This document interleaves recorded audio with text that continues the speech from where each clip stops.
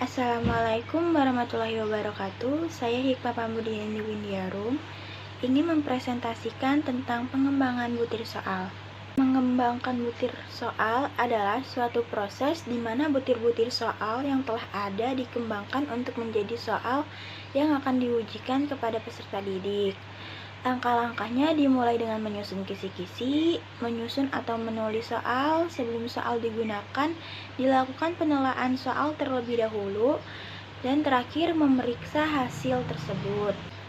Jadi, pengembangan butir soal digunakan untuk peserta didik yang akan diujikan, di mana peserta didik akan berpikir secara kritis dalam menjawab soal-soal tersebut.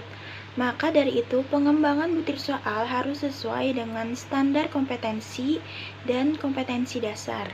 Selanjutnya ada langkah-langkah dalam menetapkan penilaian dan kompetensi dasar yang hendak diukur. Yang pertama, menentukan tujuan penilaian. Menentukan tujuan penilaian sangat penting karena setiap tujuan memiliki penekanan yang berbeda-beda. Misalnya untuk tujuan tes prestasi belajar, diagnostik, atau seleksi. Contoh untuk tes prestasi belajar, lingkup materi atau kompetensi yang ditanyakan atau diukur disesuaikan seperti kuis atau menanyakan materi yang lalu, pertanyaan lisan di kelas, ulangan harian, dan sebagainya. Yang kedua, memperhatikan standar kompetensi dan kompetensi dasar. Merupakan acuan atau target utama yang harus dipenuhi atau diukur melalui setiap kompetensi dasar yang ada atau melalui gabungan kompetensi dasar. 3. Ada menentukan jenis alat ukur. Menentukan jenis alat ukur dapat berupa tes atau non-tes. Untuk penggunaan tes, diperlukan penentuan materi yang diujikan yang harus mempertimbangkan kemampuan yang dikuasai oleh peserta didik. Yang keempat, menyusun kisi-kisi dan menulis soal. Menyusun kisi-kisi atau butir soal. Dalam menulis soal, harus memperhatikan kaidah penulisan, target tingkat pendidikan kemampuan peserta didik, dan materi. Ada penyusunan kisi-kisi. Yang pertama, biasanya format kisi-kisi berupa matriks yang memuat informasi yang dijadikan pedoman untuk menulis soal atau merakit soal menjadi tes. Wujudnya adalah sebuah tabel yang memuat tentang perincian materi dan tingkah laku beserta imbangan atau proporsi yang dikehendaki oleh penilai. Tiap kotak diisi dengan bilangannya yang menunjukkan jumlah soal. Yang kedua, penulis yang berbeda harus menghasilkan soal yang sama, baik segi lingkup materi, konstruksi, maupun tingkat kesukaran. Tingkat kesukaran untuk mengetahui mudah atau sukarnya suatu soal tersebut. Yang kedua, penulis yang berbeda harus menghasilkan soal yang sama, baik dari segi lingkup materi, konstruksi, maupun tingkat kesukaran. Tingkat kesukaran untuk mengetahui mudah atau sukarnya suatu soal tersebut. Cara mengetahui tingkat kesukaran yaitu P sama dengan B per JS. P indeks kesukaran, B banyaknya siswa yang dapat menjawab soal dengan benar, JS banyaknya siswa yang mengikuti tes tersebut. Yang terakhir, dan memperhatikan syarat-syarat kisi-kisi. Syarat kisi-kisi itu sendiri ada materi mewakili kurikulum yang akan diujikan. Yang kedua, komponen rinci, jelas, dan mudah dipahami. Yang ketiga, soal-soalnya dapat dibuat sesuai dengan indikator dan bentuk yang telah ditetapkan. Langkah-langkah penyusunan kisi-kisi. Yang pertama ada kompetensi dasar, materi, indikator, dan soal. Kompetensi dasar, kemampuan minimal yang harus dikuasai peserta didik setelah mempelajari materi pembelajaran tertentu. Kompetensi ini diambil dari kurikulum. Materi, bahan ajar yang harus dikuasai peserta didik berdasarkan kompetensi yang akan diukur. Penentuan materi atau bahan ajar yang akan diambil disesuaikan dengan indikator yang akan disusun. Yang terakhir ada indikator, berisi ciri-ciri perilaku yang dapat diukur sebagai petunjuk untuk membuat soal. Soal disusun berdasarkan indikator yang dibuat. Ini ada indikator soal. Yang pertama, indikator soal bentuk pilihan ganda menggunakan satu kerja operasional atau KKO yang berukur. KKO digunakan untuk kemajuan proses pembelajaran, pengetahuan, dan keterampilan menjadi mudah, diukur, dan dievaluasi kemajuannya. KKO digunakan guru sebagai landasan untuk menentukan seberapa jauh materi pelajaran akan disampaikan. Yang kedua, indikator soal yang digunakan dalam penilaian sebaiknya menggunakan stimulus berupa gambar, grafik, tabel, atau wacana. Stimulus berguna untuk merangsang kemampuan berpikir peserta didik dalam berpikir kritis dan pemecahan masalah. Yang terakhir ada rumusan indikator soal mencakup 4 komponen, yaitu audience, behavior, condition, dan degree. Audience dalam konteks belajar mengajar, yang dimaksud audience adalah peserta didik. Secara bahasa, audience artinya pendengar, tetapi audience dalam kegiatan belajar mengajar berarti subjek sekaligus objek dalam pembelajaran. Dengan demikian, perumusan tujuan pembelajaran harus menempatkan peserta didik sebagai pusat, subjek sekaligus objek dalam pembelajaran. Yang kedua ada behavior. Behavior berarti tingkah laku atau aktivitas suatu proses. Dalam konteks kegiatan belajar mengajar, behavior terlihat pada aktivitas siswa dalam pembelajaran. Dalam perumusan tujuan pembelajaran, tingkah laku atau aktivitas dari peserta didik menggunakan kata kerja operasional atau KKO seperti memahami, mendemonstrasi, menelaah, menerapkan, dan lain sebagainya. Condition berarti suatu keadaan.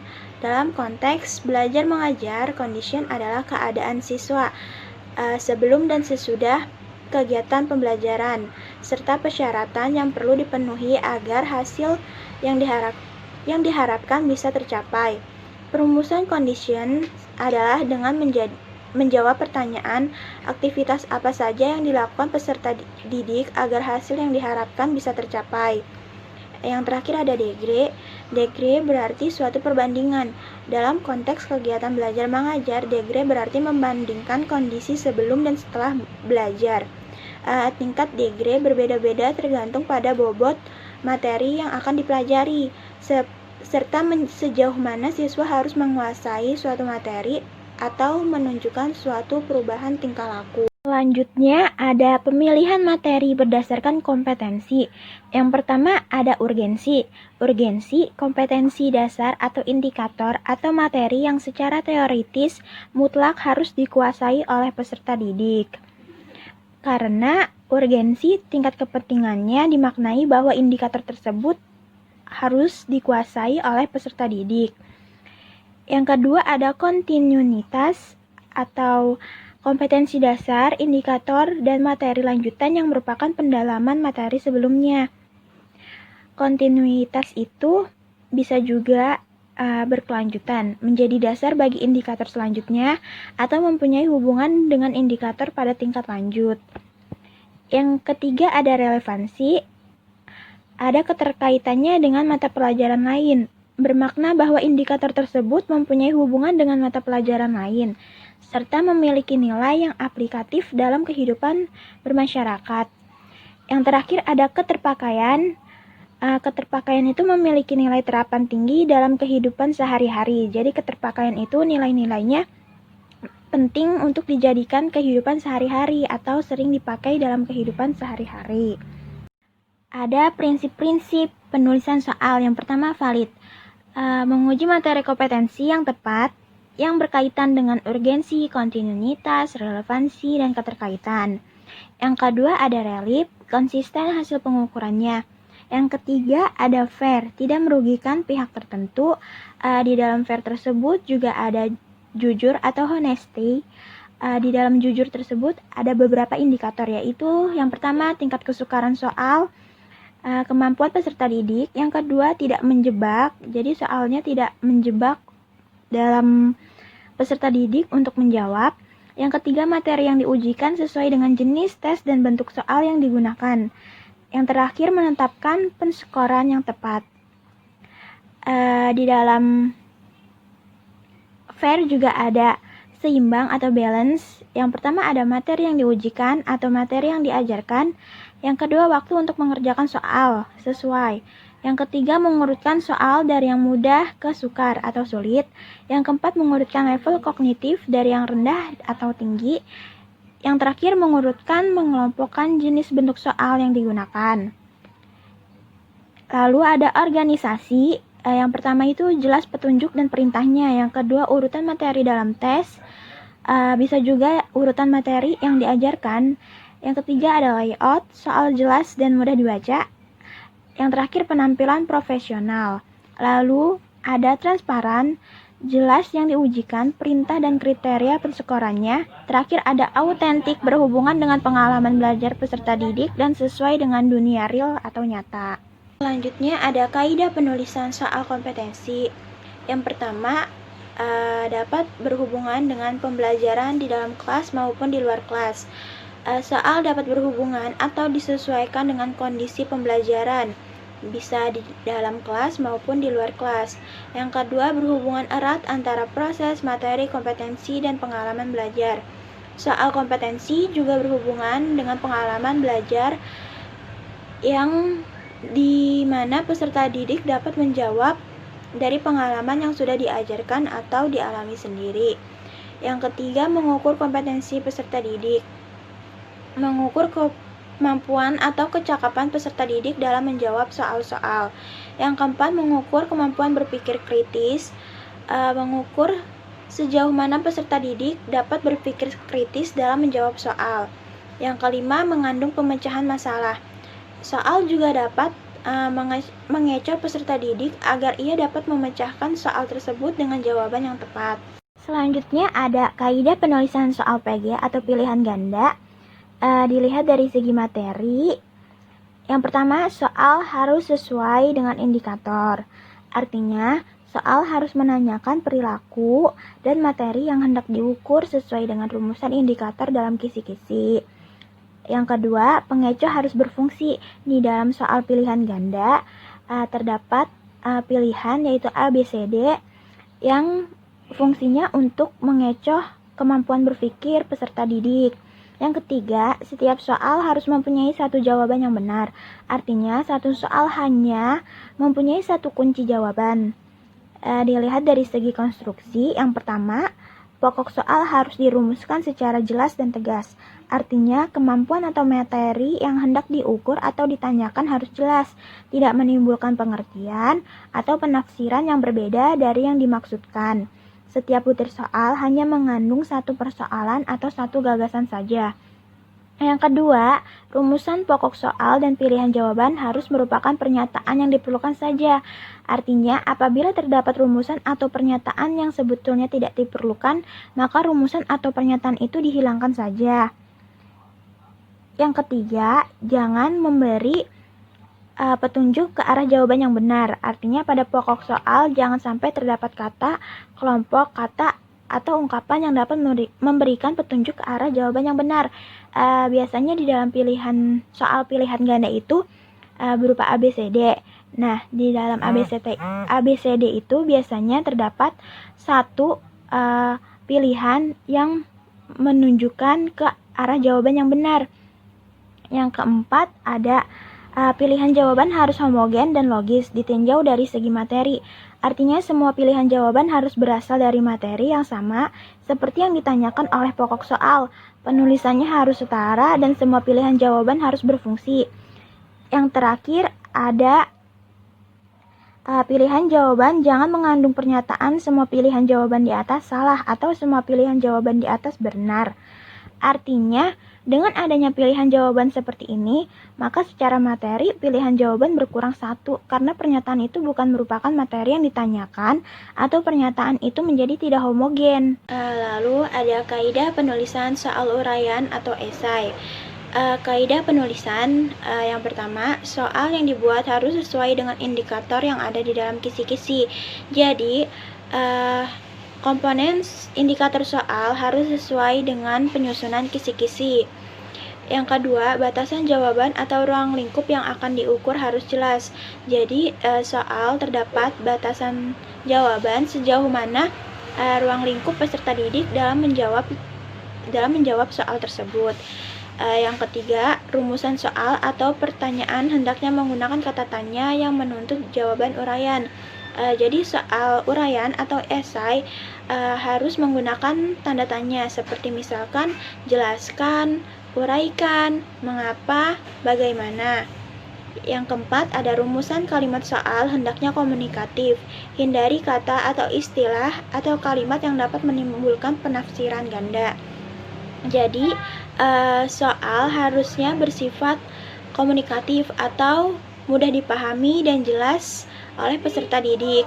Yang terakhir, ada butir soal dilengkapi dengan kunci jawaban atau kriteria jawaban serta pedoman penskoran segera setelah butir soal ditulis.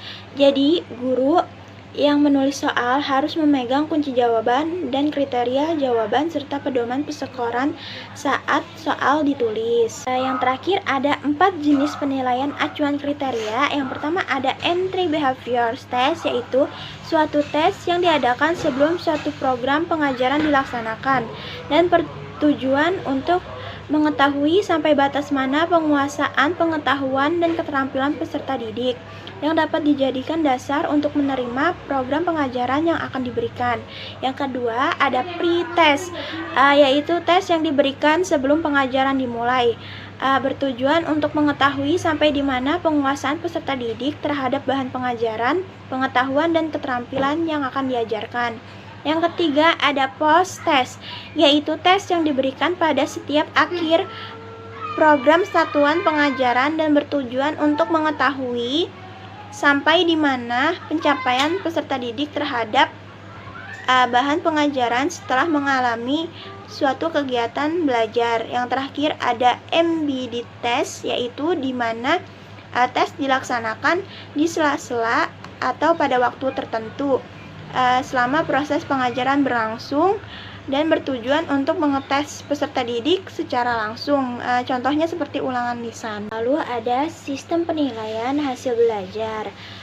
Sistem penilaian hasil belajar atau evaluasi umumnya dibagi menjadi 2, yaitu evaluasi acuan kriteria, yang kedua evaluasi acuan norma. Pada evaluasi acuan kriteria, interpretasi skor tes didasarkan atas seberapa jauh kemampuan yang dicapai oleh peserta didik dibandingkan dengan standar yang telah ditetapkan sebelumnya. Pada evaluasi acuan norma, menempatkan kedudukan kemampuan peserta didik dibandingkan dengan kelompoknya yang mengikuti tes pada saat yang sama.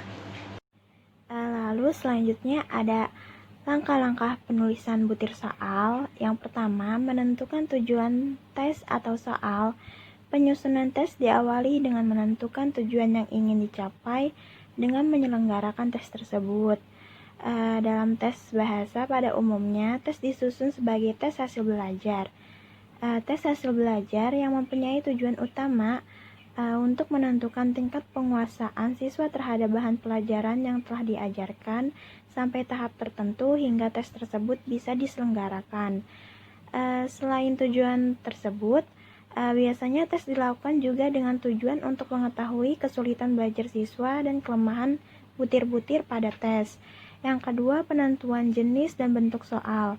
Dalam menentukan jenis tes yang akan digunakan, perlu memperhatikan beberapa faktor, yaitu jumlah peserta tes, banyak sedikitnya bahan yang harus dicakup, waktu yang tersedia, kemampuan pengajar untuk mengembangkan soal, kemudahan penyelenggaraan, kemudahan pelaksanaan, koreksi, dan penilaian.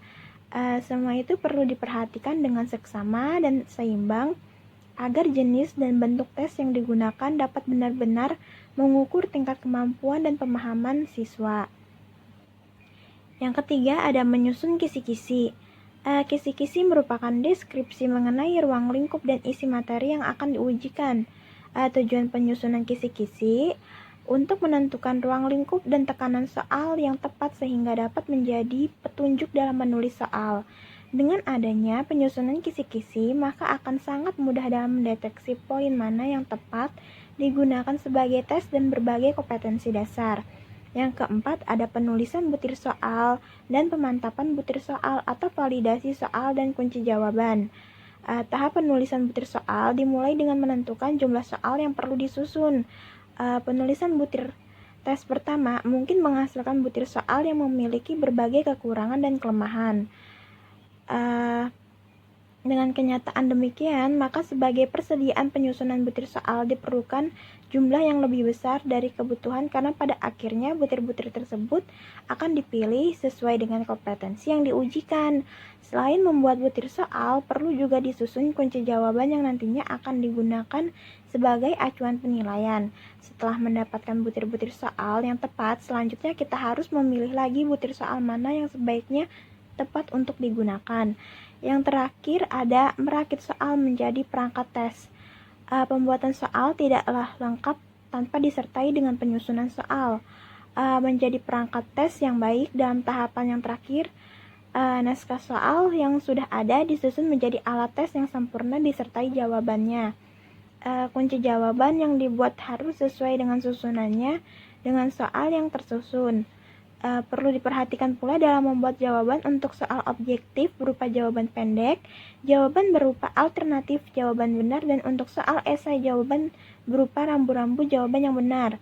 Selain jawaban, cara penilaian dan mengolah skor juga harus dibuat agar tidak terjadi kesalahan dalam penilaian. Sekian presentasi dari saya, kurang lebihnya mohon maaf.